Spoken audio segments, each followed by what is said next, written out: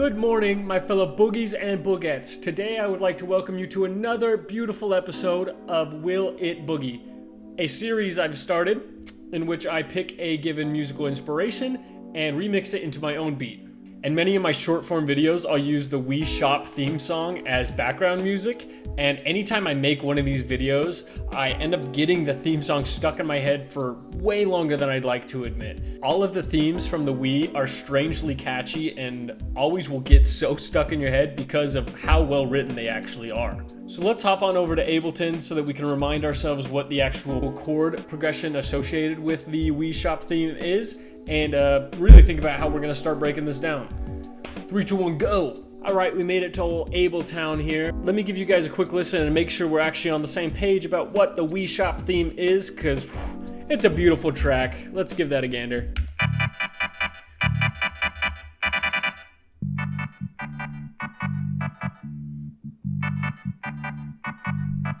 Oh, such a delightful track.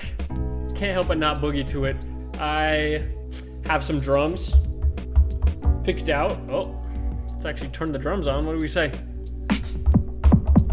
I've got a few drum kits picked out that I think would sound good over this, so I'm going to start out by just throwing in some kicks and snares just as a foundation and probably progress through more percussion from then on. Let's do it. Super excited.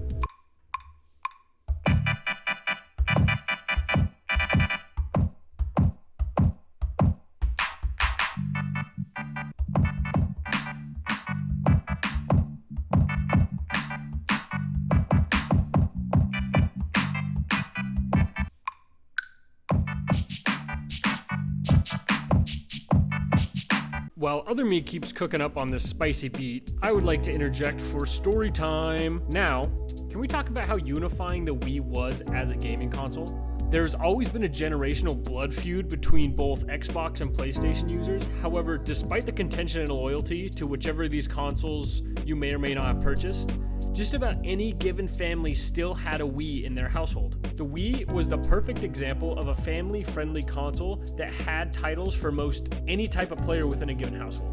From casual and cooperative games to play with your family like Wii Sports and Just Dance, to titles with a more in-depth one-player experience like Skyward Sword and Mario Galaxy 1 and 2. There were even some rather shocking titles to find on this Nintendo system, such as Call of Duty games, Resident Evil, and even 007. And at the end of the day, it was a relatively inexpensive console as well, with about a $250 price point at launch, while its competitors at the time, both the PlayStation 3 had a release cost of $500 and the Xbox was $400. While it definitely had its major and funny drawbacks, for example, not being able to start the game without pointing your Wiimote at the infrared bar, which was hilarious, as well as major drawbacks like not having the actual graphic capabilities for demanding games. And whoever thought to design a controller with the same ergonomics as like an Olive Garden breadstick is dumb. They're an idiot.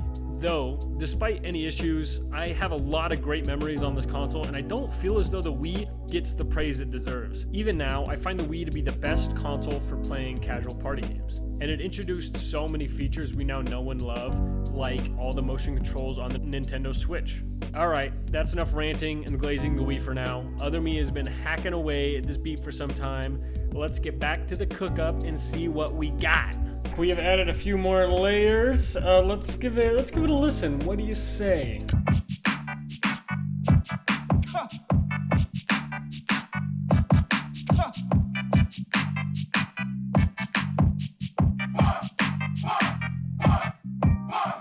There's a little bit of a listen. Pretty happy with that as far as a short little taster. We're gonna leave it there and mix it a little more. Hear the rest of that at the end of the video. Outside of that, I appreciate you joining the Boogie Dungeon today, and I will be seeing you next time. Goodbye. Have a good one.